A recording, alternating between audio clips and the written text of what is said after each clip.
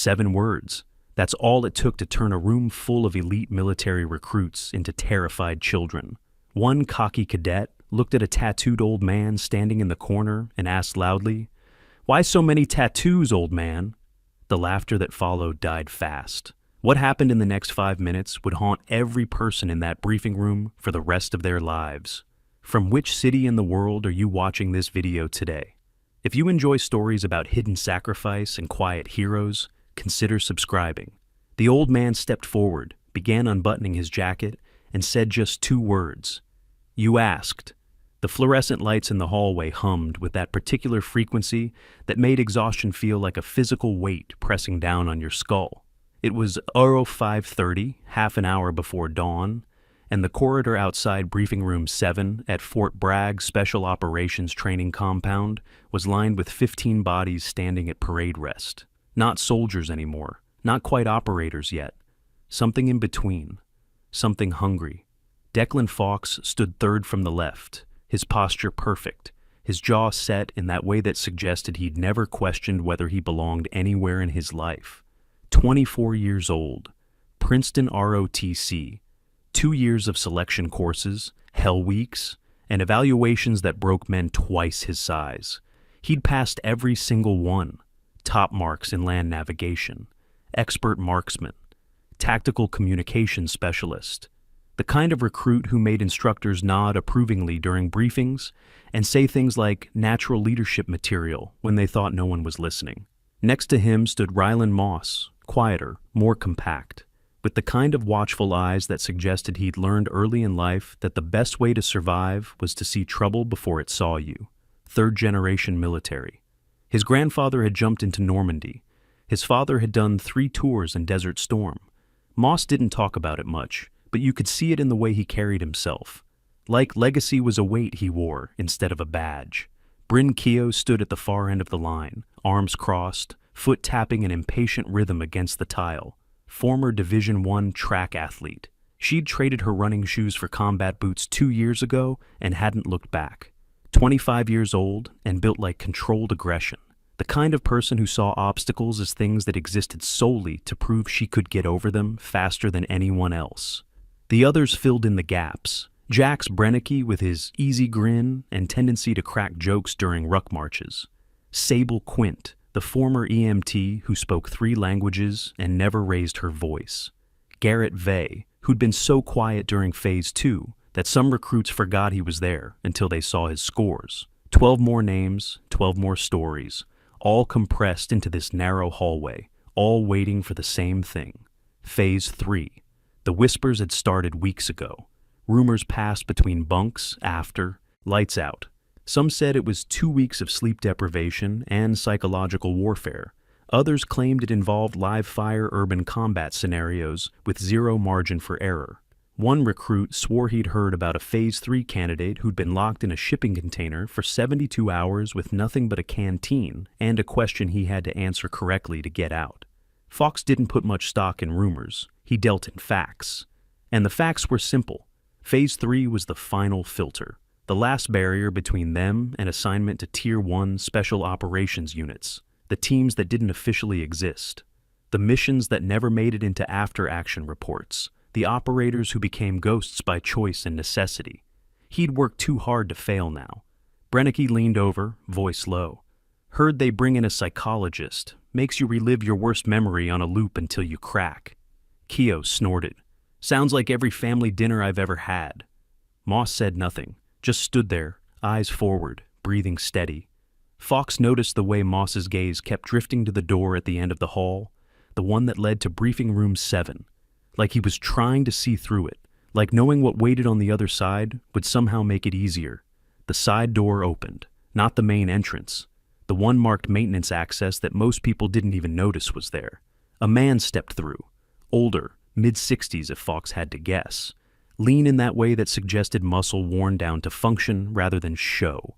He wore a faded olive field jacket over civilian clothes, jeans that had seen better years, boots that looked military issue but ancient, no rank insignia, no name tape, no identification badge clipped to his belt. His arms were covered in tattoos, not the kind you got on a drunken Liberty weekend. These were faded, blurred at the edges, some of them distorted by what looked like old scar tissue. Unit designations maybe, coordinates, dates. Hard to tell from this distance. The man moved slowly, like someone who'd learned that hurrying didn't change outcomes. He walked to the corner bench and sat down, leaned back against the wall, didn't make eye contact with anyone, just settled in like he had all the time in the world, and no reason to explain himself. Fox felt his eyebrow raise. This was a secure facility. You didn't just wander into this section of the compound without clearance 6 layers deep, which meant this guy had authorization. But why was he dressed like he'd just walked off a Greyhound bus? And what was with the age? Everyone in this building was either operational or support. This man looked like he should be collecting a pension and complaining about grocery prices. Keogh leaned toward Brennicky, her whisper carried just far enough. "Who's the grandfather?" Brennicky stifled a laugh behind his fist. Tried to turn it into a cough. Failed.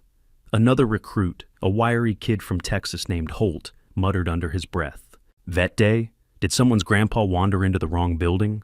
Low chuckles rippled down the line. Quiet enough to maintain the illusion of discipline. Loud enough that the old man definitely heard. He didn't react. Didn't even glance their way. Just sat there, hands resting on his knees, eyes on some point in the middle distance that none of them could see. Moss wasn't laughing. Fox noticed that. Moss was staring at the old man with an expression that wasn't quite curiosity and wasn't quite concern. Fox followed his gaze, tried to see what Moss was seeing. Details emerged. The scars on the old man's knuckles. Rope burns, maybe. Old ones. The kind you got from fast roping or climbing under load. There was pitting along his jawline. Shrapnel scars. Fox had seen enough of those on instructors to recognize the pattern. And the way the old man sat, back to the wall, eyes on the door, not relaxed, positioned, like he was still tracking fields of fire even in a hallway at a friendly compound. Fox felt something shift in his chest, a flicker of doubt, but he pushed it down. This was phase 3. Mind games started before you even entered the room. Maybe this was part of it, some kind of test to see how they reacted to the unexpected. The main door opened. Lieutenant Commander Ashford Greaves stepped into the hallway. Buzz cut so tight it looked painted on, face like it had been carved from granite and left out in the weather for a few decades. He wore fatigues with creases sharp enough to draw blood and a look that suggested he'd forgotten how to smile sometime in the late 90s. Inside, now. His voice didn't rise, didn't need to. 15 recruits moved as one unit, filing through the door in perfect order. No hesitation, no questions. The old man stood, slower. He waited until the last recruit had entered, then followed. His boots made almost no sound on the tile, like he'd learned how to walk quietly a long time ago and never unlearned it. Fox passed close to him on the way in, close enough to catch details. The tattoos weren't random. He could make out call signs now. Unit designations, Havoc 6, Wolf Pack, Nightfall 3, and coordinates, latitude and longitude markers, dates beneath them, old dates, some going back to the 90s. As Fox moved past, he muttered, just loud enough for the recruits nearby to hear. Guess they're lowering standards these days. Brennicky heard it, grinned. Keogh rolled her eyes, but Fox caught the corner of her mouth twitching. The old man stopped. Complete stillness.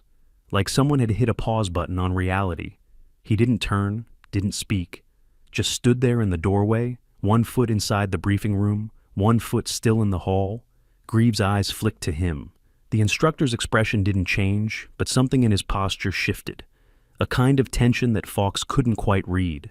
Like Greaves was waiting for something, watching to see what would happen next. 3 seconds passed, maybe 4. Long enough for Fox to feel the weight of his own words settle uncomfortably in his stomach. Then the old man continued walking, slow and steady. He moved to the back wall of the briefing room and took a position there, arms crossed, silent. A shadow in the corner that everyone could see but no one could quite figure out. The briefing room was exactly what you'd expect. White walls, industrial lighting that made everything look slightly washed out. Rows of folding chairs arranged in neat lines. And behind the podium, a massive world map marked with red zones. Conflict areas, places where official military operations blurred into things that never made it into press releases. Fox took his seat in the second row. Moss sat beside him. Keo was one row back. The others filled in around them, 15 recruits sitting at attention, backs straight, eyes forward, waiting for whatever came next. The old man remained standing against the back wall. He didn't sit, didn't move, just watched them with eyes that looked like they'd seen things most people only read about in declassified documents 30 years after the fact. Grieve walked to the podium, placed both hands on its edges, looked out across the room with the kind of gaze that felt like it was cataloging weaknesses and filing them away for later use. Phase 3 is not about skill, he said. His voice was flat, matter of fact, like he was reading ingredients off a cereal box. You already have that. It's not about endurance. You've proven that. Phase 3 is about capacity. He paused. Let the word hang in the air. The capacity to operate completely alone. The capacity to make decisions no one will ever know you made. The capacity to survive when everything and everyone around you is gone. Fox felt his pulse tick up, not from fear, from anticipation. This was what he'd been working toward. This was the threshold. Grieve continued. Some of you won't finish this phase. Some will choose to leave. His eyes drifted toward the back of the room, toward the old man standing in the corner. And some of you will be asked to leave. Fox felt the question rising before he could stop it. He raised his hand, didn't wait to be acknowledged. Sir, respectfully, he said, his tone walking that fine line between assertive and insubordinate. Who's the civilian? A few recruits shifted in their seats. Bold move, maybe too bold. But Fox had always believed that if you didn't ask questions, you didn't get answers. And they deserved to know who was evaluating them. They'd earned that much. Grieve didn't answer immediately. He just looked at the old man, held his gaze for a long moment. You want to tell them? Grieve asked. Or should I? The old man shook his head, slight movement, barely there. When he spoke, his voice was quiet, rough like gravel dragged over broken glass. Let it breathe. 2 words, that was all. But something about the way he said them made the air in the room feel heavier. Bryn leaned forward in her seat, whispered to the recruit next to her. This is weird. Fox felt it too.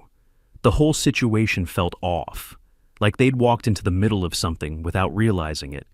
But he'd come this far. He wasn't backing down now. He stood, full height, shoulders back, looked directly at Grieve. No disrespect, sir, but we've been grinding for 2 years to be in this room. We deserve to know who's evaluating us. He turned slightly, gestured toward the old man. I mean, why so many tattoos, old man? What did you do? Run out of space for bumper stickers? The words came out sharper than he'd intended, more edge than humor. But once they were out, there was no taking them back. 2 recruits snickered, quick, nervous. One of them tried to cover it with a cough. Moss closed his eyes. Fox saw it in his peripheral vision, saw the way Moss's jaw tightened, like he knew something bad was about to happen, and there was nothing he could do to stop it. Grieve didn't move, didn't reprimand, didn't even blink. He just stood there at the podium, hands still gripping the edges, watching. The old man stepped forward, slowly. Every eye in the room turned, 15 heads swiveling in unison to track his movement. He walked with the kind of deliberate pace that made you feel like time was stretching, like each step took longer than it should. He stopped in front of the first row of chairs, close enough that Fox could see the details now. The deep lines around his eyes, the small scar that ran from his left ear down to his collar, the way his hands hung at his sides, relaxed but ready. The hands of someone who'd spent a lifetime holding weapons. The old man began unbuttoning his jacket. You asked, he said. The jacket came off. He folded it once, draped it over the back of a chair. Underneath, he wore a plain gray shirt, short sleeves, and his arms were a canvas of ink and scar tissue. Tattoos covered nearly every inch of visible skin, unit insignias, call signs, coordinates, dates. Some of the ink was crisp, the lines still sharp, but most of it was faded, blurred at the edges, distorted by the raised tissue of old wounds that had healed poorly, or not at all. He rolled up his right sleeve, pointed to a tattoo on his forearm, black ink, faded but still legible. Havoc 6, 1908, 1993. Mogadishu, he said. One word. The room went completely still. You know the movie, Black Hawk Down, big explosions, heroes running through the streets, Mark Bowden wrote a hell of a book about it. His voice didn't change, didn't rise or fall, just stated facts like he was reading from a field manual. I was in the bird that didn't make it into either one. He tapped the tattoo with one finger.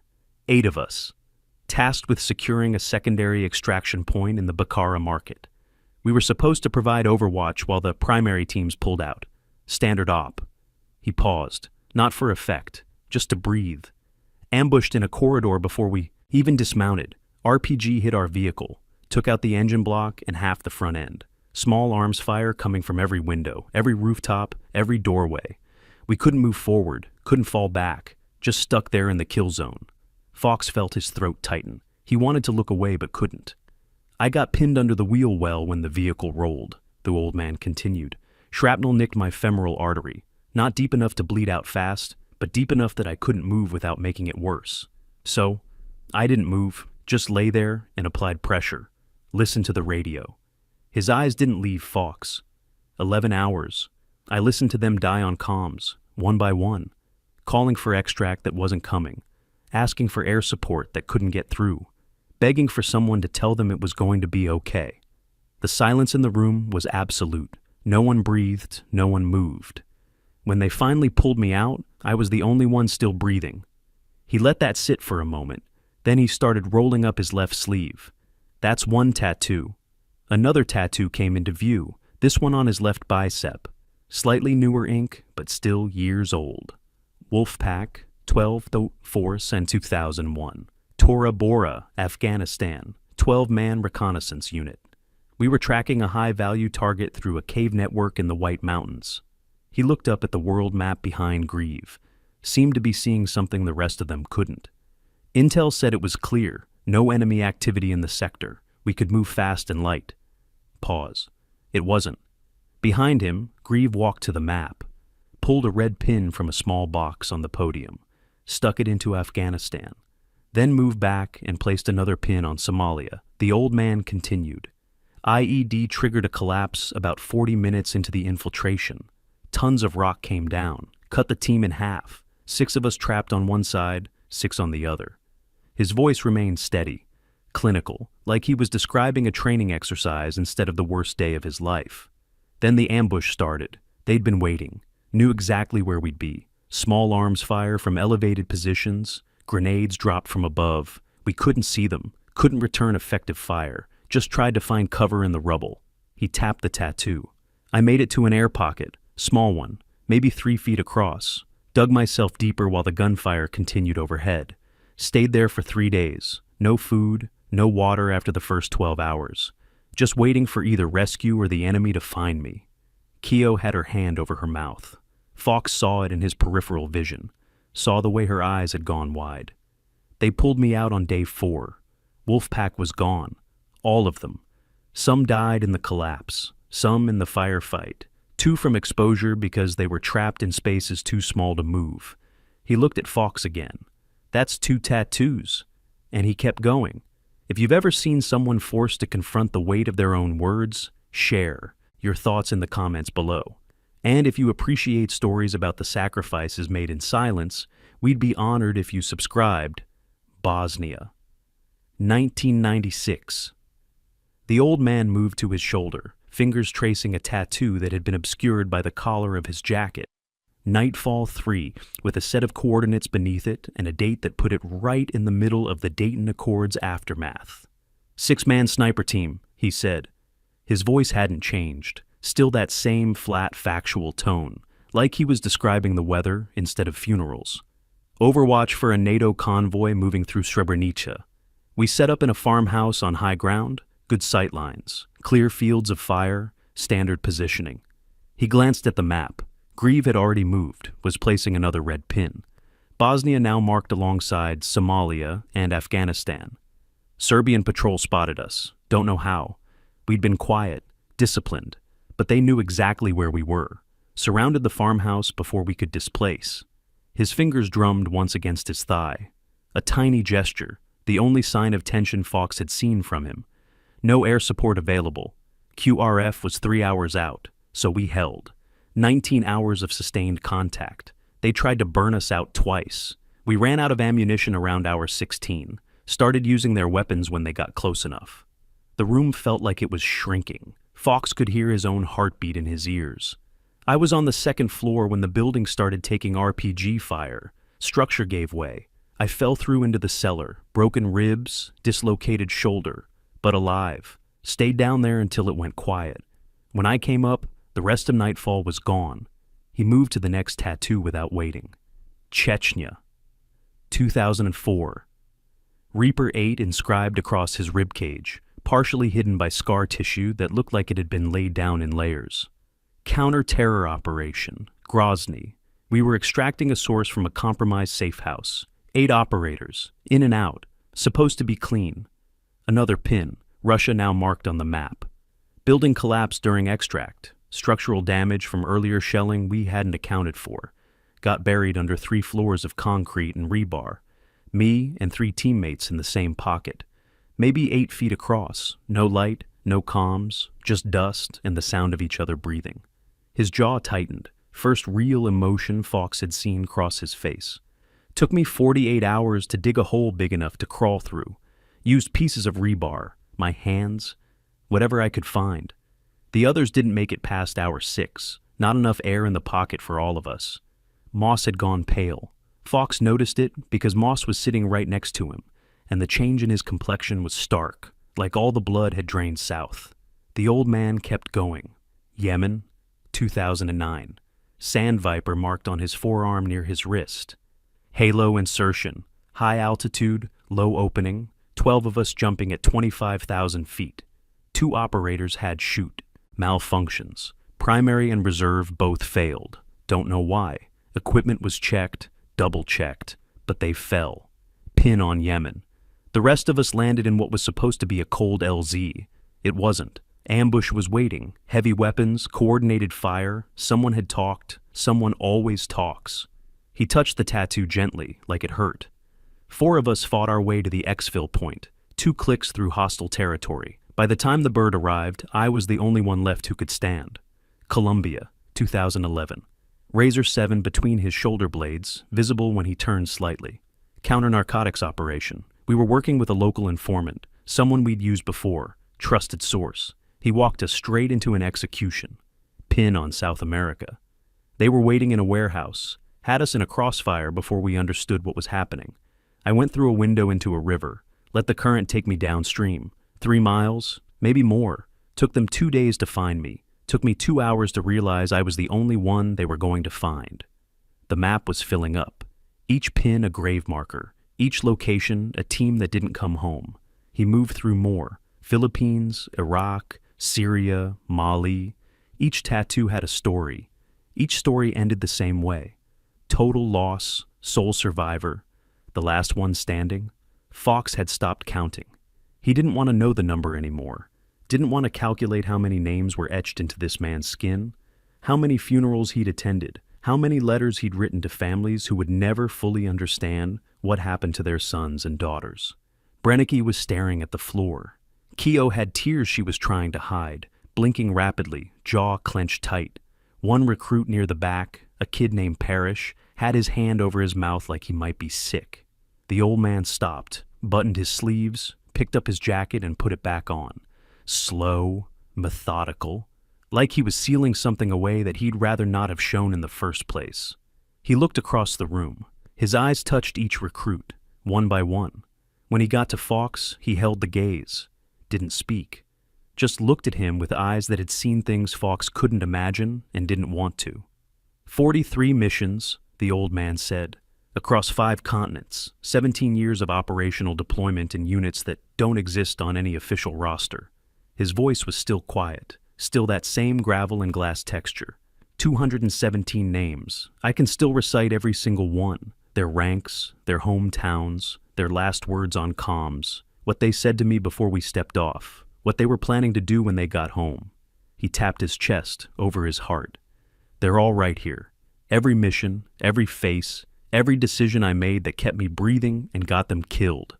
The silence that followed was suffocating. Fox wanted to say something, wanted to apologize, but his throat had closed up and his tongue felt like it was made of sand. The old man looked at Grieve, nodded once. Grieve stepped forward. His expression hadn't changed, but something in his posture was different now. Formal, almost ceremonial. "Gentlemen, ladies," Grieve said, "meet your Phase 3 evaluator." The confusion that rippled through the room was almost physical. Fox saw it in the way recruits sat up straighter, heads turning to look at each other, silent questions being exchanged through glances. "This is Warrant Officer Caspian Thorne, call sign Lazarus." The name landed like a grenade. Fox had heard it before. Whispers in the chow hall, stories told by instructors who'd had too much coffee and not enough sleep. Lazarus. The operator who'd been declared killed in action 4 separate times and walked back through the wire every time. The ghost who survived missions that were supposed to be suicide runs. Grieve continued. 17 deployments, 43 classified operations across multiple theaters. More commendations than anyone in this room will ever see. Most of them sealed in files you'll never have clearance to read. He paused. Let that information settle. Warrant Officer Thorne holds the record for most high-risk operations survived in modern United States military history. Not because he's lucky, not because he's invincible, but because he knows how to make the call that no one else can. Thorne stood there, silent, watching them process this information, watching them recalibrate everything they thought they knew about who he was and why he was here. Grieve's voice hardened. For the next phase of your training, you belong to him, his scenarios, his evaluations, his standards. I will not interfere. Command will not interfere. If he decides you don't have what it takes, you're done. No appeals, no second chances. Fox felt like the floor had dropped out from under him. This man, this walking graveyard of failed missions and dead teammates. This was who would decide their futures. Thorne stepped forward, close enough now that Fox could see the small details. The way his left hand had 2 fingers that didn't quite straighten all the way. Old break, badly set. The pale line of a scar that ran from his collarbone down beneath his shirt. The fact that his eyes, when you looked closely, weren't quite the same color. One slightly lighter than the other. Blast damage, probably. Retinal scarring. "I'm not here to teach you how to shoot," Thorne said. His voice cut through the silence like a blade. "You already know that. I'm not here to make you tough. You already think you are." He looked directly at Fox. "I'm here to find out which of you can handle being the last one. The one who walks out when everyone else stays behind. The one who has to write the letters. The one who lives with knowing that you made the right tactical decision and it still cost everything." Fox couldn't breathe, couldn't look away. "Some of you won't pass," Thorne continued. "Not because you're weak, not because you lack skill, but because you're not broken in the right way yet.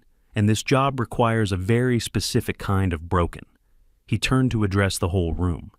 "You asked why I have so many tattoos." Long pause. Let the question hang. "The real question is whether you want one." No one answered. No one could. Grieve picked up a folder from the podium, handed it to Thorne. Thorne opened it, scanned the first page, then began reading names. Fox, Moss, Keogh, Brennicky, Quint, Vey, Parrish, Holt. He read all 15 names, looked up. "You have 18 hours to decide if you really want this. If you want out, the door is behind you. No paperwork, no questions, no shame. But if you stay, understand what you're signing up for." He closed the folder. "Because once we start, there's no going back. And some of you won't make it, not because you fail, but because you'll realize what success actually costs and decide the price is too high." He walked toward the door, stopped with his hand on the frame, didn't turn around.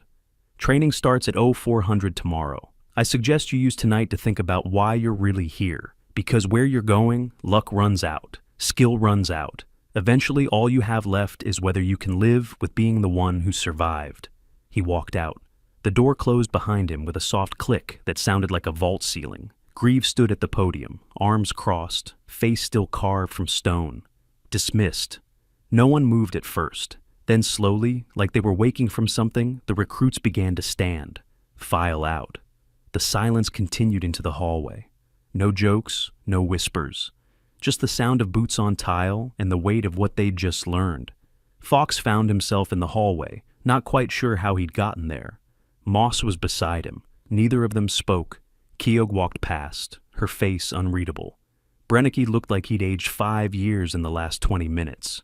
Quint moved like a ghost, silent and pale. Moss finally broke the silence. "You good?" Fawkes opened his mouth, closed it, tried again. "I don't know."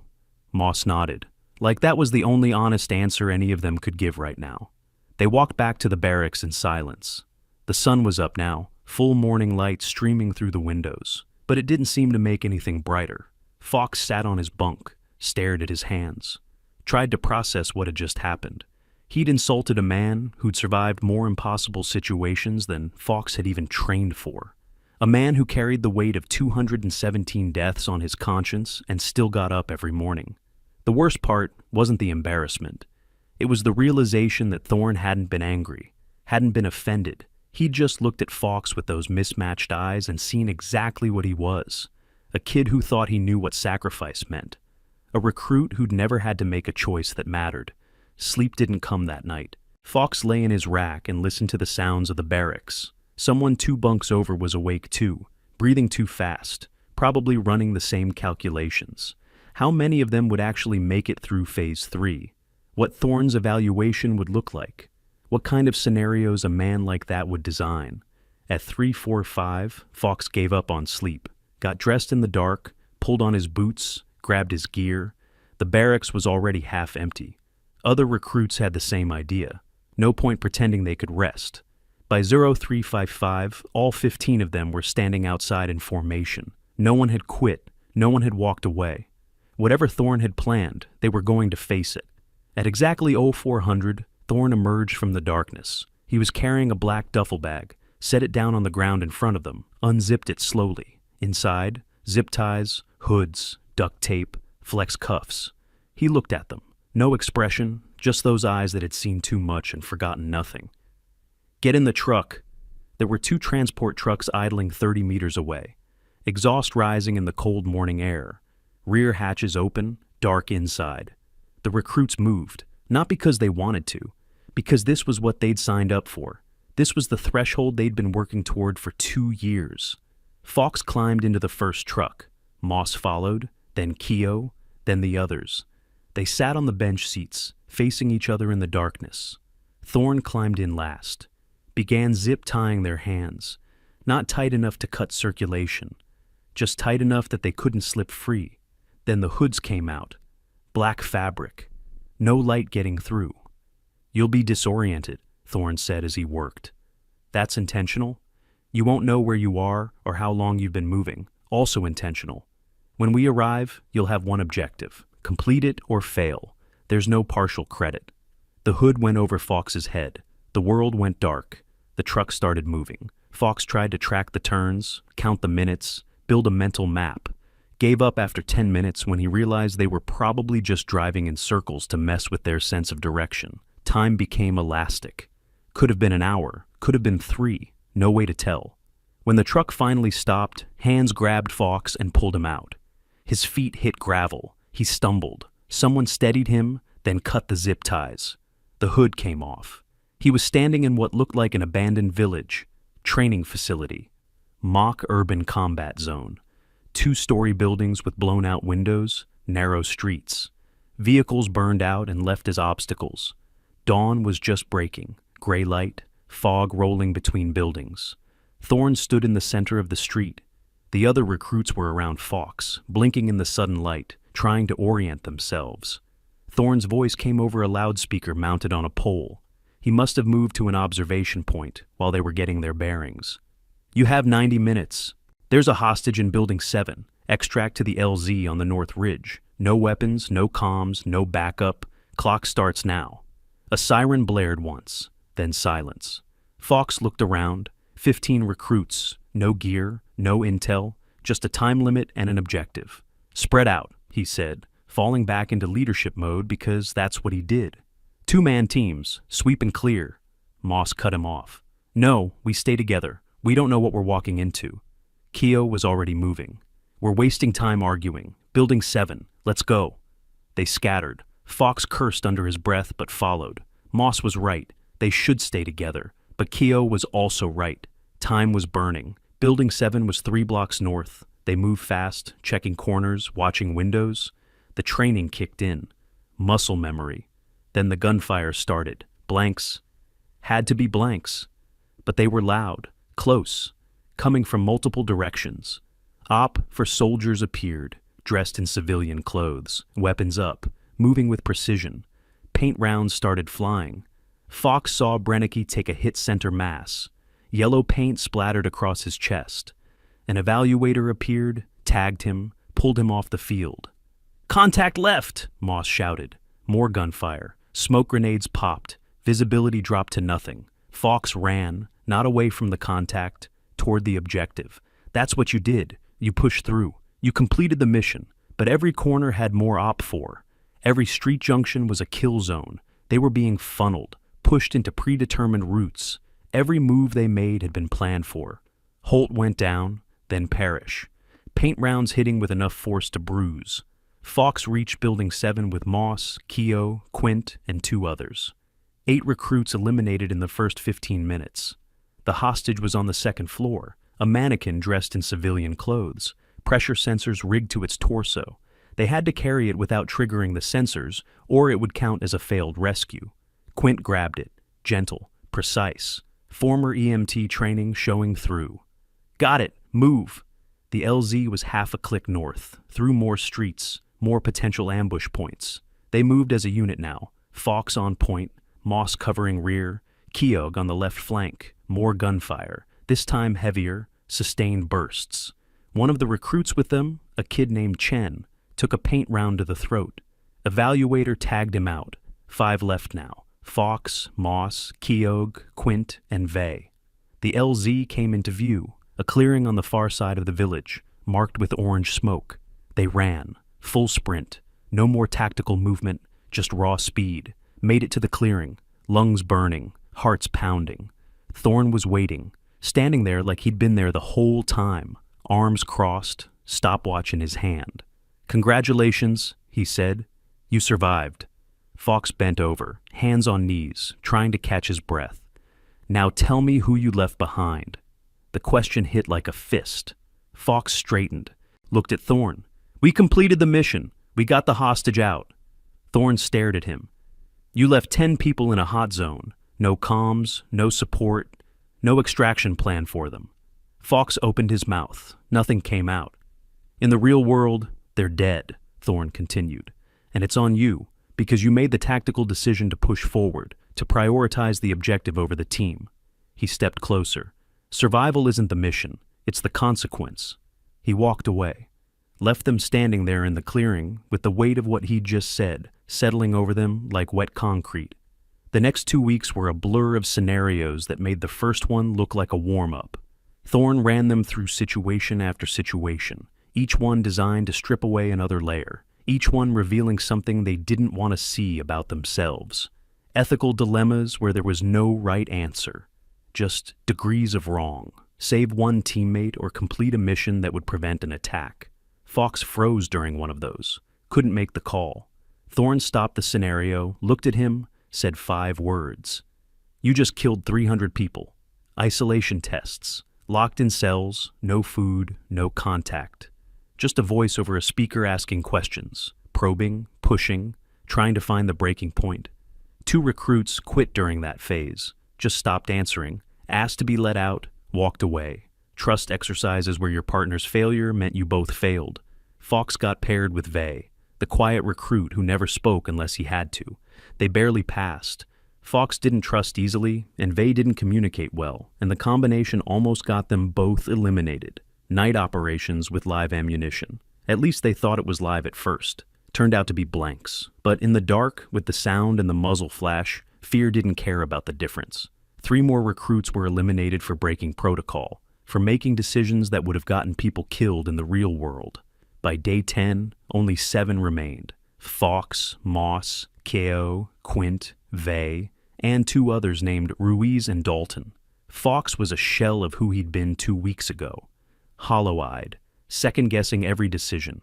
The confidence that had carried him through Phase 2 was gone, replaced by constant doubt. Constant awareness that every choice had consequences he couldn't see until it was too late. Moss was holding steady, barely. He'd stopped talking much, just moved through the scenarios with grim determination. Keo was angry, using it as fuel. Every time Thorn pushed, she pushed back harder. It was keeping her functional, but Fox could see the cracks forming. Quint hadn't spoken in 3 days, just moved like a ghost. Did what was required, nothing more. On day 14, they were brought to a different building, not a training facility, an actual office, chairs around a table, fluorescent lights. It felt wrong after 2 weeks of chaos and violence. Thorn entered, placed a folder on the table. "This is your final evaluation," he said. "It's not a drill." He opened the folder, pulled out a single document, placed it in the center of the table. Inside this file is a real mission report, classified, redacted, but real. A team was sent in. They didn't come back. He looked at each of them. "Your job is to read this file, analyze what went wrong, tell me what you would have done differently." His eyes settled on Fox. "The team leader's name is in the file." He slid the folder across the table, turned and walked out. Door closed behind him. Fox reached for the folder, hands shaking, opened it, read the first page. His blood went cold. Operation: Ember Vale. Location: Kandahar Province, Afghanistan. Date: 12th of April, 2001. Outcome: 11 KIA, 1 RTB team. Leader W01, Caspian Thorn Moss, leaned over, saw the name, went pale. "Oh my God." The rest of the file detailed everything: the mission parameters, the cave network, the faulty intelligence, the IED collapse that split the team, the ambush that followed, the 72 hours Thorn spent trapped underground before he dug himself out, the 11 names of the operators who didn't make it, their ages, their service records, their next of kin. This was the Wolfpack mission, the tattoo on Thorn's arm, the team that died while he lived, and now they were supposed to critique it, supposed to tell him what he did wrong. Keo stared at the file. "This is impossible." Moss shook his head. "No, this is the test." They sat in silence for a long time, reading, rereading, trying to find an answer that didn't exist. When Thorn returned an hour later, none of them had spoken. He sat down across from them. "So, what did I do wrong?" Silence. Fox couldn't look at him, couldn't form words. Keo tried. "The intelligence was faulty. You couldn't have known." Thorn cut her off. "I accepted the mission. I trusted the intel without verification. That's on me." Moss spoke quietly. "You survived." Thorn looked at him. "Is that a criticism or an observation?" Moss met his eyes. "It's the only thing that mattered." Thorn stood slowly, looked at all of them. "You're right. Surviving is the only thing that matters, because if you don't survive, you can't complete the mission. You can't bring back intelligence. You can't warn the next team. You can't write the letters to the families." He tapped the folder. "I made 17 decisions that day. 16 of them got people killed. The 17th kept me alive." Pause. "And I'd make the same call again. Because that's the job." He looked at Fox, really looked at him. "You asked why I have so many tattoos. It's because I remember every single person I couldn't save, and I carry them so I never forget what the cost is." He walked to the door, stopped. "4 of you passed. You'll be notified tomorrow." The door closed. The room was silent except for the hum of the fluorescent lights and the sound of 7 people trying to breathe through the weight of what they'd just experienced. Fox stared at the folder, at Thorn's name typed neatly at the top, at the 11 names listed below it, at the cold bureaucratic language that described the end of 12 lives and the beginning of one man's personal hell. And he finally understood what Phase 3 was really about. Not skill, not endurance, but the capacity to make impossible choices and live with them afterward, to be the last one standing and carry that weight for the rest of your life. To understand that sometimes the only difference between a hero and a survivor was which story got told. If you've ever had to carry a weight no one else could see, share your story below. And if these accounts of silent burden and impossible choices resonated with you, consider joining us by subscribing. The next morning came too fast. Fox had spent the night staring at the ceiling of his bunk, running through every scenario from the past 2 weeks, every decision, every hesitation, every moment where he'd frozen or pushed too hard or failed to see what was right in front of him. Sleep was something that happened to other people People who hadn't just spent 14 days being systematically broken down by a man who'd survived the unsurvivable 43 times over. The barracks was quiet in that pre-dawn way, where even the air felt like it was holding its breath. Somewhere down the hall, someone coughed. A bunk creaked. Normal sounds that felt alien after 2 weeks of chaos and gunfire, and scenarios designed to strip away every comfortable assumption about who you were and what you could handle. Fox shifted position, tried closing his eyes again, failed again. His mind wouldn't stop running through the final evaluation. The folder, the mission file, Operation Ember Vale, Thorne's name at the top, 11 killed in action, 1 returned to base. The clinical language that described the end of 12 lives and the beginning of one man's personal hell. He'd sat there in that white room with 6 other recruits, staring at a piece of paper that demanded they critique the impossible. Tell us what the sole survivor did wrong. Explain how you would have saved the people who died in a cave collapse and ambush that no amount of training could have prevented. It was the cruelest evaluation Fox had ever experienced. Not because it was physically demanding, not because it tested skills, but because it forced you to confront the fundamental truth of what they were training for. That sometimes there was no right answer. Sometimes everyone died, and the only question was whether you'd be among them. Moss had understood that. When Thorne asked what he'd done wrong, Moss had given the only answer that mattered. You survived. Not a criticism, not praise, just acknowledgement of the only fact that changed anything. The dead couldn't complete missions or bring back intelligence or warn the next team. Survival wasn't selfish, it was necessary. Fox had understood it intellectually, but understanding and accepting were different things. And Thorne had seen that gap, had measured it, had found it wanting. At 600, a runner came through the barracks, young private, probably drew the short straw for early morning duty. He didn't say anything, just posted a sheet of paper on the bulletin board near the entrance and left. His boots echoed down the hallway. Then silence. Fox sat up, looked across the room. Moss was already awake, sitting on the edge of his bunk, staring at his hands like they held answers he couldn't quite read. Keo was lacing her boots with mechanical precision, face set in that expression she wore when she was trying not to feel anything. Quint stood by the window, silent as always, watching the sun come up over the compound with the stillness of someone who'd learned that movement without purpose was wasted energy. No one moved toward the board at first. Like looking at it would make the results real, and as long as they didn't look, there was still possibility. Still hope. Still a chance that the past 2 weeks had been enough. That they'd done what was required. That their names would be on that list.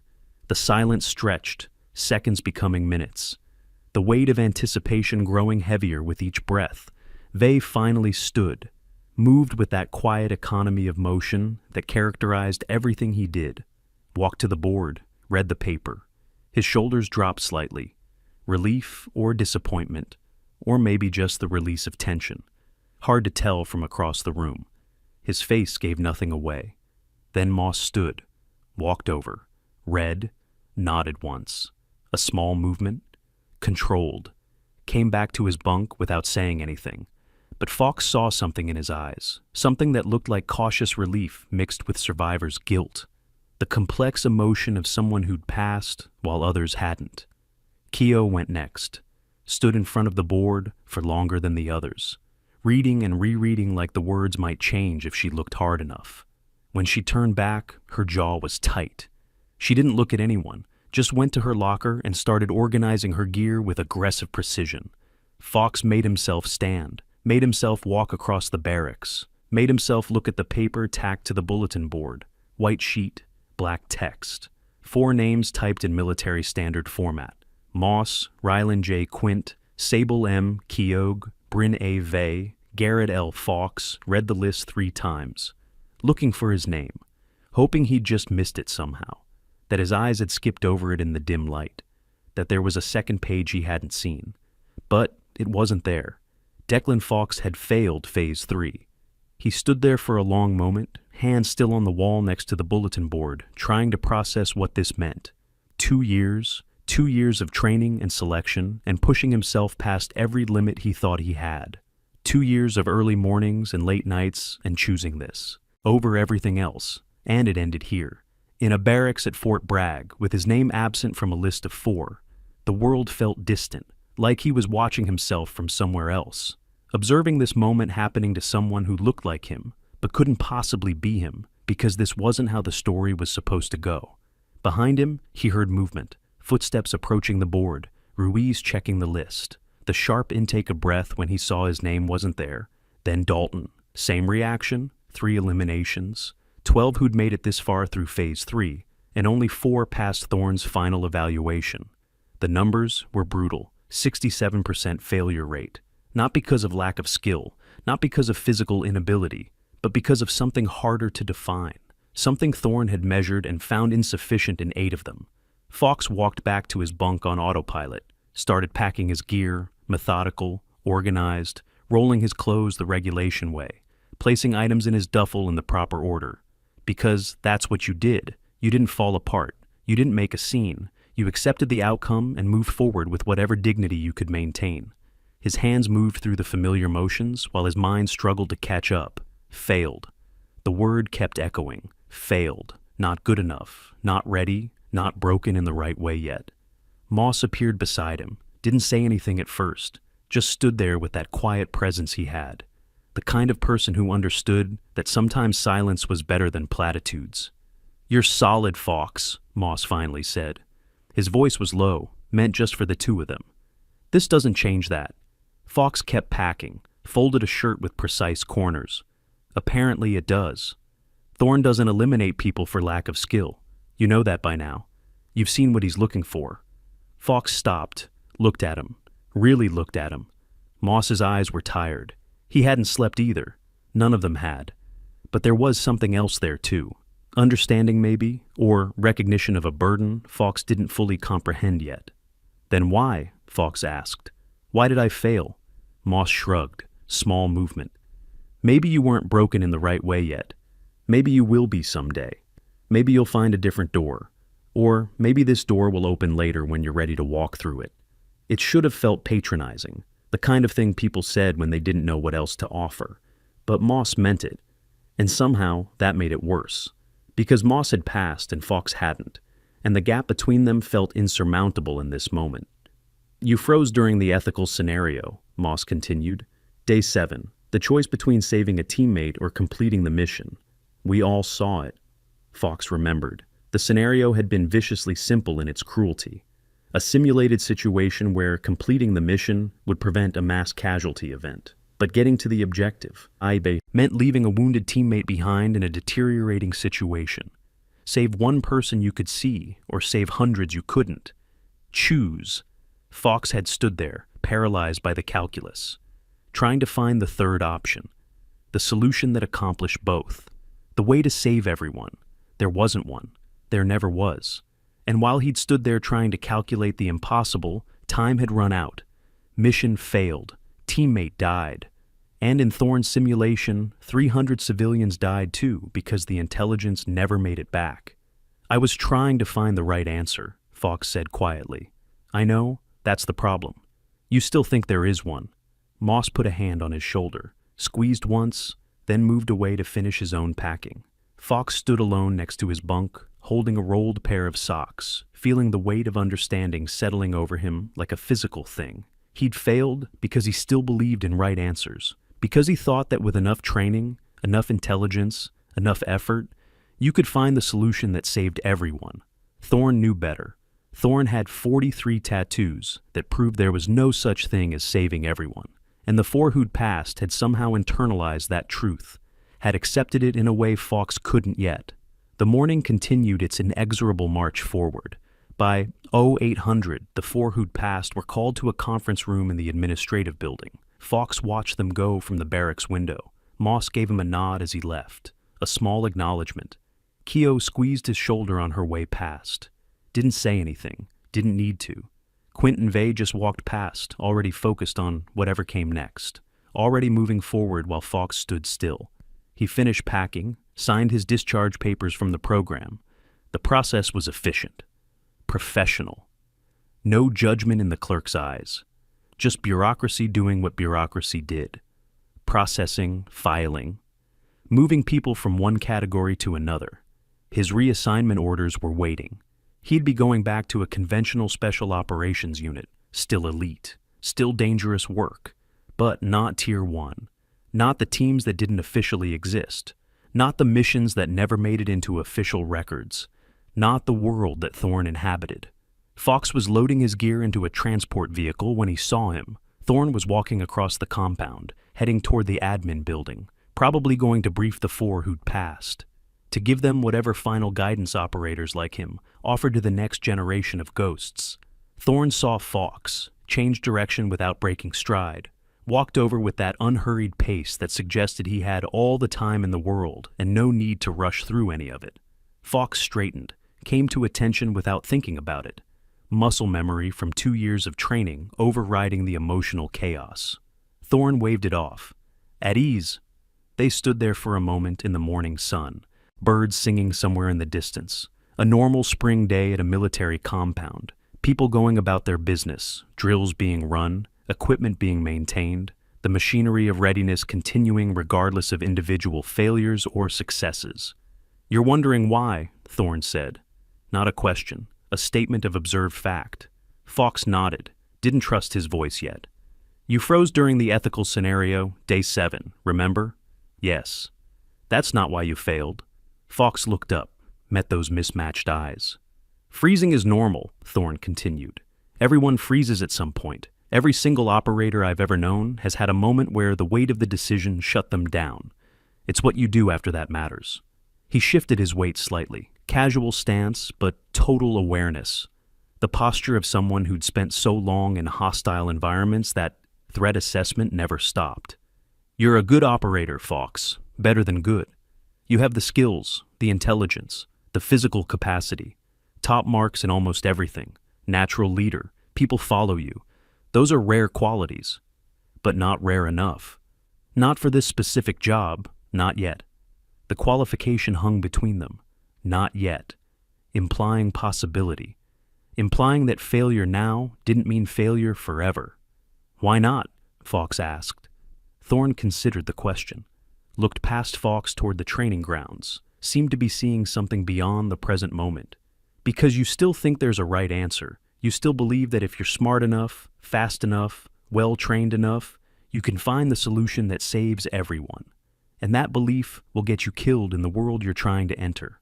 Worse, it'll get your team killed while you're standing there trying to calculate the impossible. He gestured back toward the admin building where the 4 successful candidates were waiting.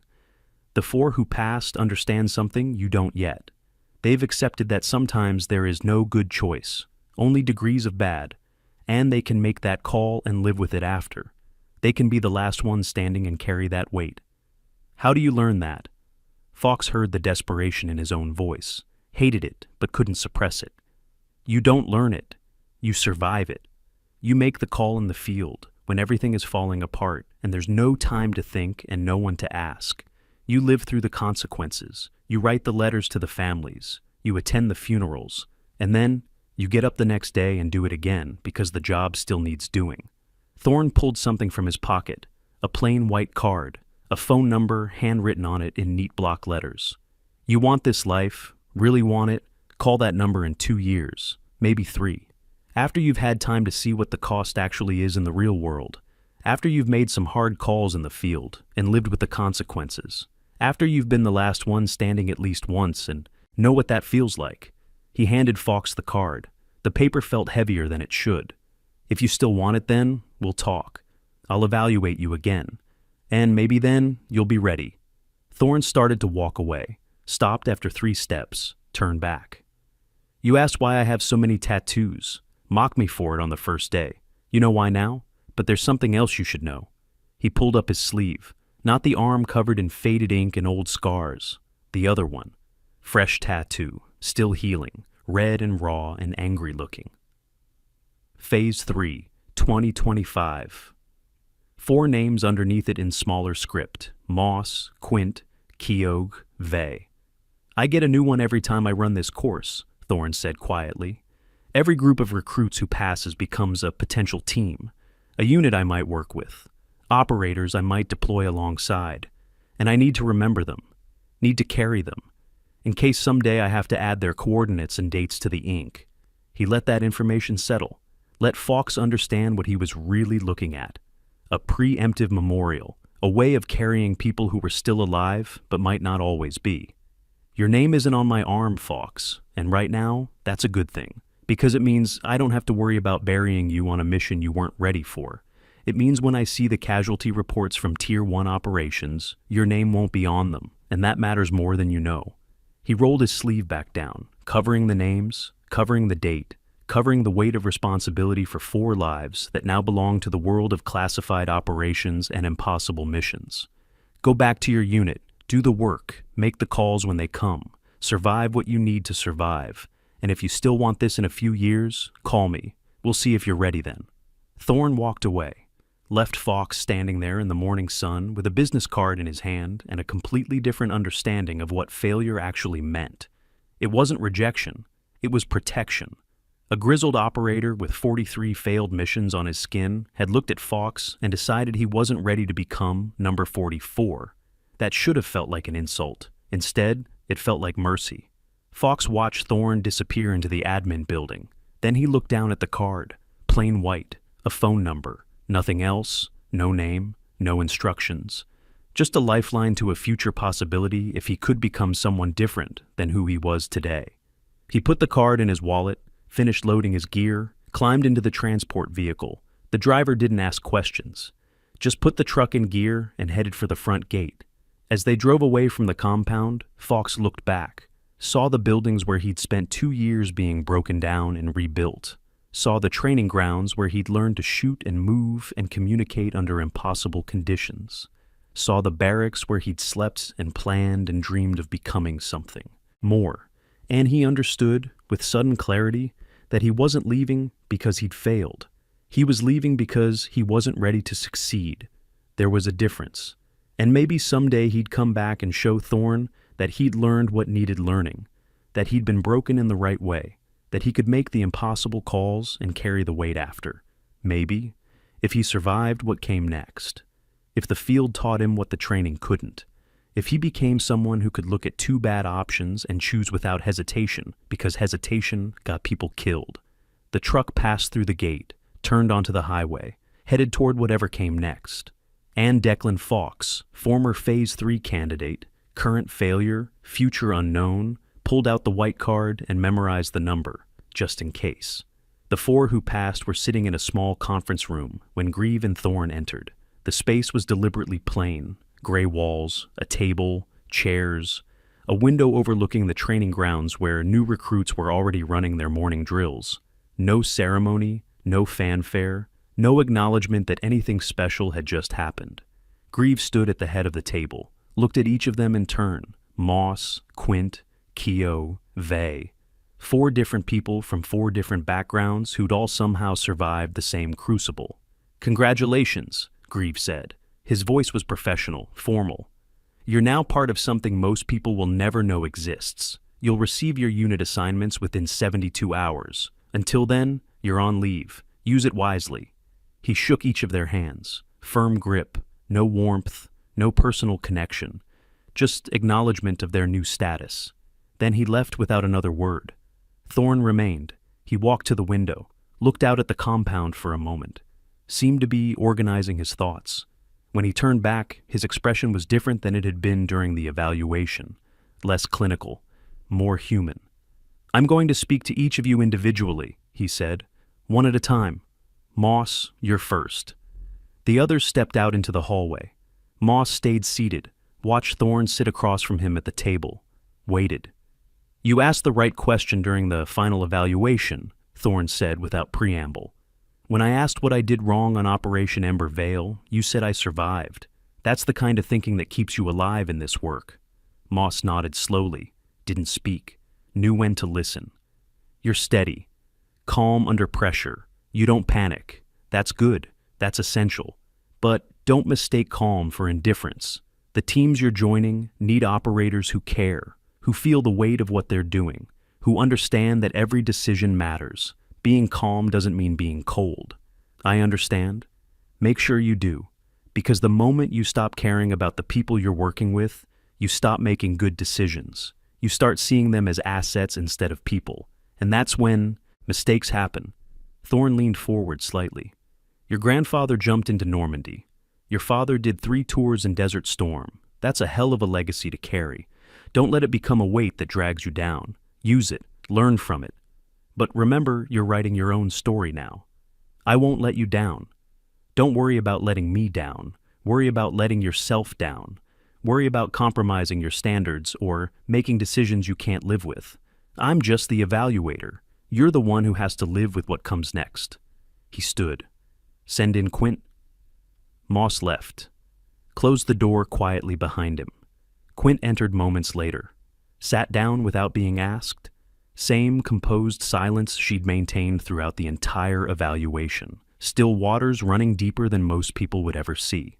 You didn't speak for 3 days during the final phase, Thorn observed.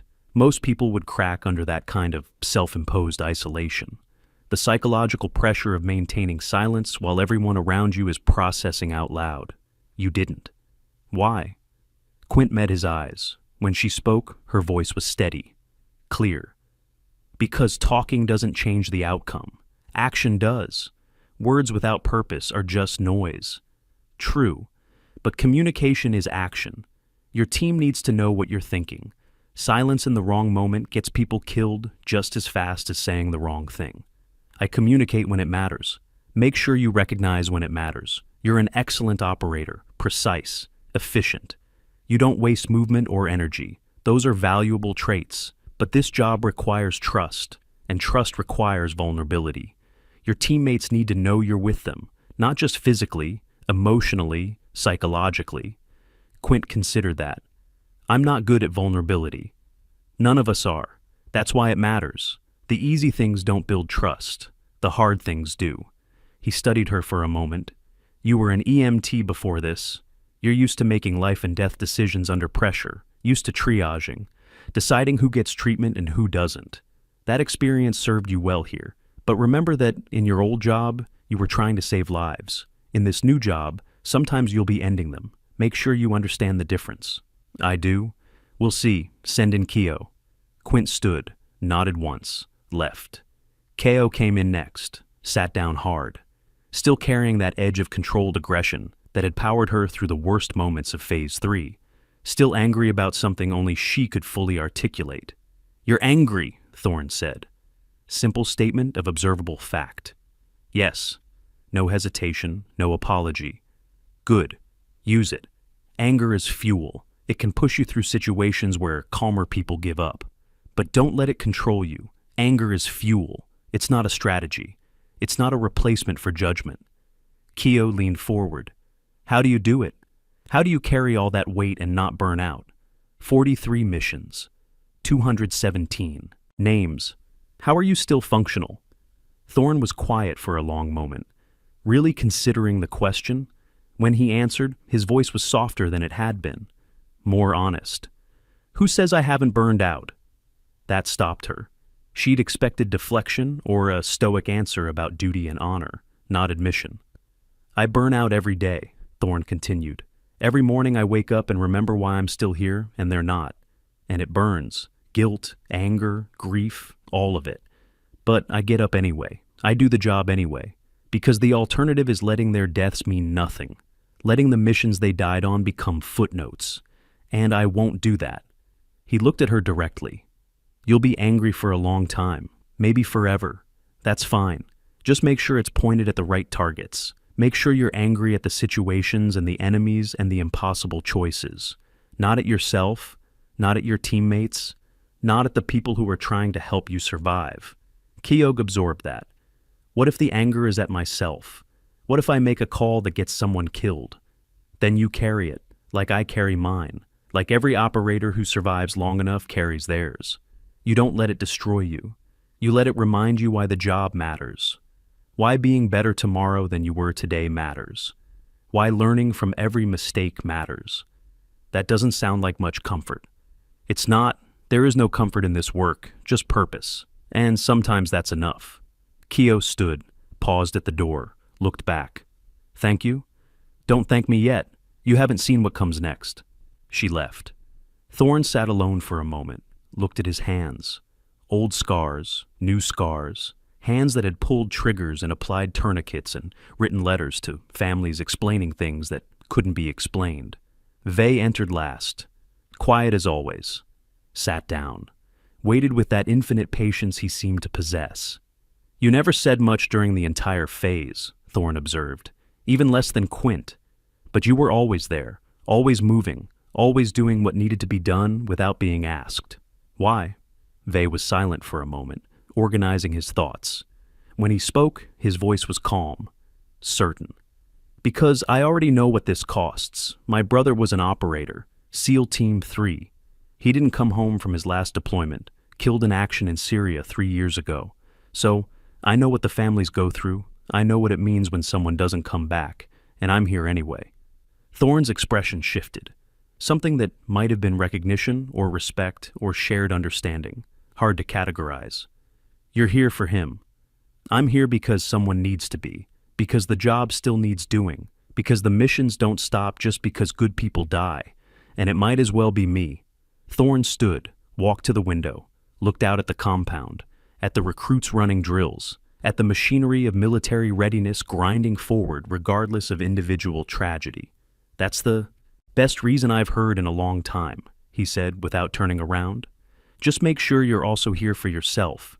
Doing this for the dead is noble. I understand it. I respect it. But you have to want to live too.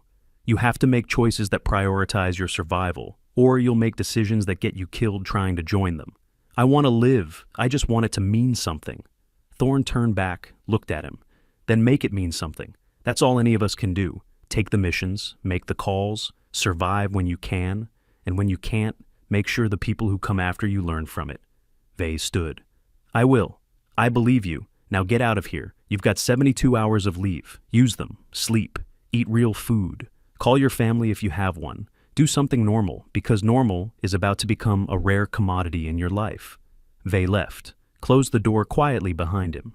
Thorne stood alone in the conference room for a while, looking out the window, watching recruits run drills on the training ground, young, eager, convinced of their own capability, just like he'd been once, just like everyone was before the field taught them otherwise.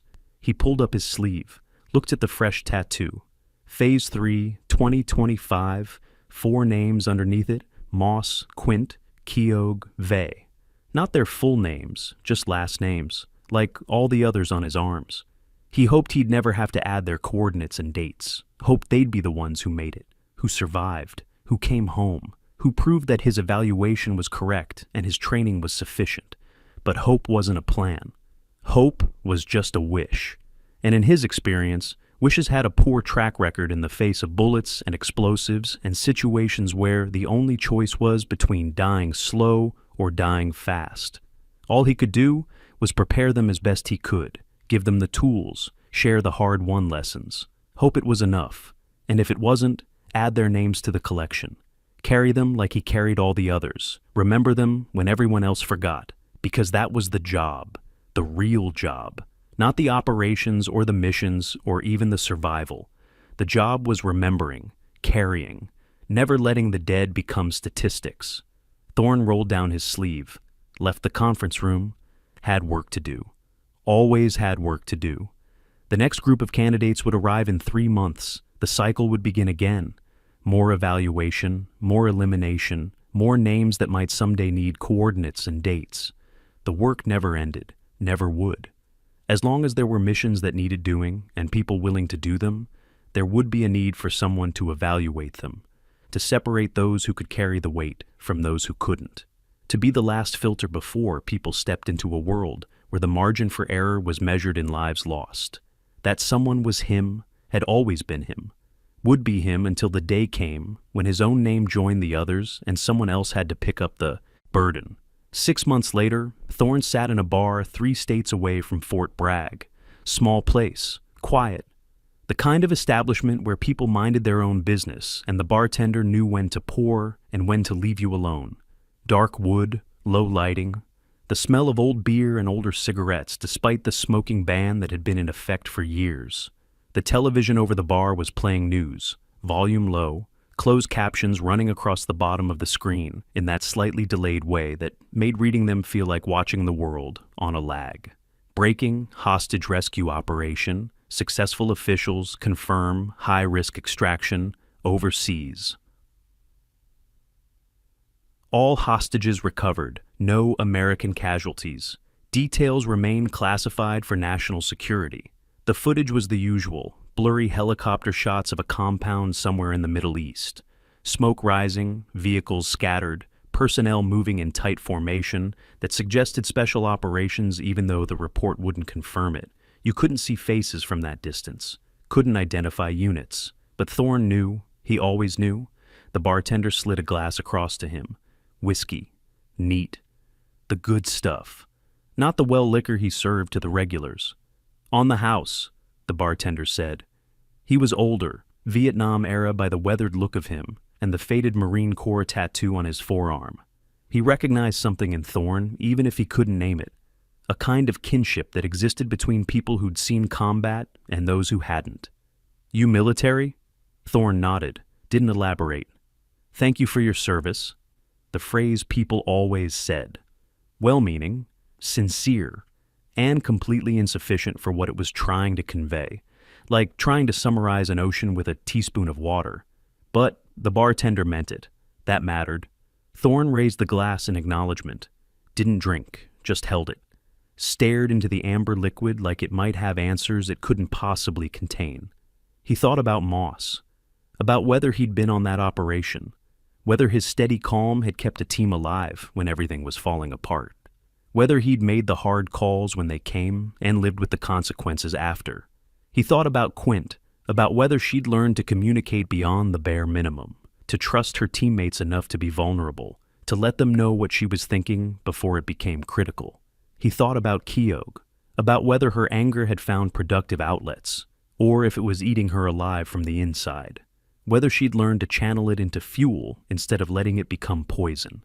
He thought about Vay, about whether he was still doing this for his brother, or if he'd found his own reasons to survive, whether the weight of carrying someone else's legacy had become too heavy, or if it had given him strength. And underneath all those thoughts, a deeper current. Worry that one day the news wouldn't be about successful operations, that the report would include American casualties, that one of those 4 names would appear on a list he never wanted to see. Thorne set the glass down. Untouched, pulled some bills from his wallet, left them on the bar, more than enough to cover the drink and provide a generous tip. Money meant less the older he got. Time meant more, and he didn't want to spend any more of it sitting in a bar wondering about things he couldn't control. He walked outside, evening air, cool, spring turning into summer. A few stars visible despite the light pollution from the city. The same stars that hung over every place he'd ever fought. Every location marked with a pin on that map in the briefing room.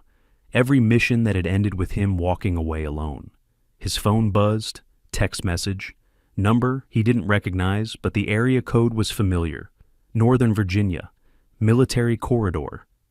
This is Fox. Is the offer still open? Thorne looked at the message for a long moment. 2 years had passed since he'd handed Fox that business card. 2 years for him to deploy, to experience combat, to make decisions under pressure and live with the outcomes, to be broken in whatever way would either prepare him or destroy him. Thorne didn't know which it had been, didn't know if Fox had learned what he needed to learn, or if he was still chasing the impossible dream of right answers and perfect solutions. But he'd called. That meant something, meant he'd survived whatever he'd been through, meant he still wanted this life, despite having seen more of what it actually entailed. Thorne typed a response, careful with the words, committing to nothing but leaving the door open. Report to Fort Bragg, Monday, 0600, ask for Grieve. He'll know you're coming. He sent it, put the phone away, looked up at the stars, wondered if Fox would be ready this time, if 2 years had been enough, if the field had taught him what the classroom couldn't. Wondered if, in 2 years, he'd be adding Fox to the fresh ink on his arm, another name to carry, another person who'd passed his evaluation and stepped into the darkness. Or if Fox would fail again, would still be searching for right answers in a world that didn't have them, would freeze when he needed to move, would hesitate when hesitation meant death. No way to know until Monday. Until Fawkes walked through that gate and Thorne could look him in the eyes and measure what 2 years had done to him. All Thorne could do was wait, and hope that if Fawkes passed this time, he'd be one of the ones who made it, who survived, who proved that the evaluation process worked and the training was sufficient. Hope, always hope, despite knowing better, despite 43 missions that proved hope wasn't enough, despite 217 names that demonstrated the gap between hoping people would survive and them actually surviving. But what else was there? Cynicism wouldn't save anyone.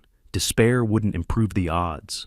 Hope, however fragile, was better than nothing. Thorne walked to his car, a nondescript sedan, government issue, the kind of vehicle that could blend into any environment because it had no distinguishing features. Climbed in, started the engine, a car pulled up beside him. Government sedan. Grieve was driving. He rolled down the window. "You coming? We have a briefing in the morning. New crop of candidates for Phase 2 graduation evaluation." Thorne looked at him. "How many this time?" 20. Best scores we've seen in years. Command is excited." Command was always excited. Command saw numbers and metrics and didn't understand that scores on a range or times on an obstacle course meant nothing when bullets started flying and people started dying. But that was okay. That was the gap Thorne existed to fill, the space between what people looked like on paper and what they became under impossible pressure. "I'll be there," Thorne said. Grieve nodded, drove off. Thorne sat in his car for another moment, engine idling, headlights illuminating the empty parking lot, 20 new faces, 20 new backgrounds, 20 new people who thought they knew what they were getting into, who thought they were ready, who believed that skill and training and determination would be enough. And his job was to find out which 4 or 5, or maybe none of them, actually understood what this life cost. Who could make the impossible choices? Who could survive being the last one? Who could carry the weight? The same job he'd been doing for years, the same evaluation, the same process. Finding the people who were broken in the right way, who could look at 2 terrible options and choose without hesitation, because hesitation got people killed. 20 would become 12, 12 would become 7, 7 would become 4 or 3 or maybe none, and the ones who passed would get fresh ink on his arm, would become names he'd carry, would join the collection of people he hoped never to bury. Thorne put the car in gear, drove into the darkness, toward another base, another briefing room, another group of recruits who would look at him and see an old man covered in faded tattoos, and he'd tell them the same thing he always did, show them the same truth he always showed. Each tattoo is a team that didn't come home, and he was the only one still standing. The work continued, the cycle repeated. The weight never got lighter, but someone had to carry it. Someone had to remember. Someone had to be the last operator, the one who evaluated, the one who measured, the one who decided who was ready to step into the darkness. That someone was him, would always be him, until his own name joined the list and someone else picked up the burden. Until then, the work continued. 3 years after that night in the bar, Thorne received a package, no return address, postmarked from an APO, military post office somewhere overseas, the kind of mail that meant someone was deployed in a location they couldn't officially acknowledge. Inside was a photograph, 4 people in combat gear, faces blurred for operational security, but he could tell who they were by their postures, the way they stood, Moss, Quint, Keogh, Vey, together, all 4 still breathing, still operating, still in the fight. On the back, a message in Moss's handwriting, neat block letters that suggested the message had been carefully composed. "Still here, still carrying it. Thank you for knowing we could." Thorne put the photograph in his desk drawer, next to dozens of others. Some of the people in those photos were still alive, many weren't. The odds were what they were, the job was what it was. But each photo represented people who'd passed his evaluation, who'd been deemed ready, who he'd sent into the darkness with whatever preparation he could provide. Some made it, some didn't. The percentages were brutal, but the ones who made it proved that the process worked. That evaluation mattered, that finding the people who could carry the weight was possible even if it wasn't guaranteed. He sat down at his desk, pulled out his calendar. Next, Phase 3. Evaluation started in 2 weeks, 18 recruits this time, including one Declan Fawkes, returning after 3 years in the field, after learning what the cost actually was through experience instead of simulation. Thorne picked up a pen, started making notes. Scenario designs, evaluation criteria.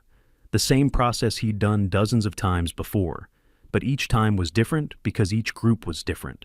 Each person brought their own strengths and weaknesses, their own breaking points, their own capacity for carrying weight. Fawkes would be different this time. 3 years of deployments would have changed him, shaped him, broken him in ways that might make him ready, or might disqualify him completely. No way to know until the evaluation began, until Thorne could watch him under pressure, see how he responded to impossible choices, measure whether experience had taught him what training couldn't. The work continued, always continued. As long as there were missions that needed doing and people willing to do them, there would be a need for evaluation, for separation, for finding the ones who could survive when everyone else fell. Thorne was good at this work, better than good. 43 missions had taught him what to look for. 217 names had shown him what failure looked like, and the dozens who'd passed his evaluation and survived their deployments proved he could identify the difference. It wasn't a perfect system, nothing was, but it was better than sending unprepared people into situations that would destroy them, better than adding names to casualty lists that could have been prevented with better evaluation. So, he continued, evaluated, tested, measured, found the ones who could carry the weight, and hoped that each group would include people who would prove him right, who'd survive their missions, who'd send him photographs years later showing they were still standing, because that was the only validation that mattered, not the commendations or the rank or the acknowledgement from command, but the knowledge that the people he'd passed were still alive, still operating, still carrying the weight he'd prepared them to carry. The phone on his desk rang. Grieve. The candidates arrive tomorrow. You ready? Always. Good. See you at 0600. The line went dead. Thorne put the phone down, looked at the photograph in his drawer. 4 faces blurred for security. 4 names he carried on his arm. 4 people who'd passed his evaluation and survived what came after. He hoped the next group would be as fortunate. Hoped Fawkes would be ready this time. Hoped the evaluation would identify the ones who could do this work and eliminate the ones who couldn't before it was too late.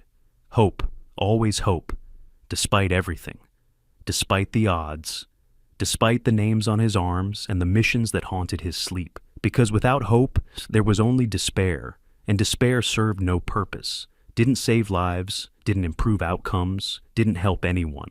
So he hoped and prepared and evaluated, and tried to make sure the next generation was ready for what waited in the darkness. That was the job, the real job, not the operations or the combat or the survival, but the preparation, the evaluation, the selection of people who could carry the weight. And Caspian Thorne, call sign Lazarus, the man who'd survived when everyone else died, was very good at his job. The morning sun rose over Fort Bragg, light spilling across the compound, illuminating buildings where young soldiers slept and dreamed of glory, where recruits prepared for evaluations that would determine the rest of their lives, where ghosts trained other ghosts in the art of impossible choices, and in his office, surrounded by files and photographs and the accumulated weight of years spent preparing people for darkness, Caspian Thorne sat alone, the last operator, the man who survived when no one else did, the evaluator who carried the weight of 217 names and counting. He picked up his pen, returned to his notes, prepared for the next phase, the next group, the next generation of people who would learn what it meant to be the last one standing. Because someone had to do it, someone had to carry the weight, someone had to remember the names, someone had to make sure the next generation was ready, and that someone was him, would always be him, until his own name joined the list and someone else picked up the burden. Until then, the work continued, the evaluation went on, the weight remained, and Caspian Thorne did what he'd always done, what he would always do. He survived, he remembered, he carried them all, every single one, because that was the job, the only job that mattered, the work that never ended, and he was very, very good at it. If you carry a weight that others can't see, know that you're not alone in that burden. The world is full of people who understand what it means to remember when everyone else forgets, to carry names that matter, to honor sacrifices that go unrecognized. If this story resonated with you, if it reminded you of the unseen costs paid by people who never ask for recognition, we'd be honored if you shared your thoughts below. And if you'd like to hear more stories about quiet heroism and the weight of impossible choices, consider joining our community. Your presence matters,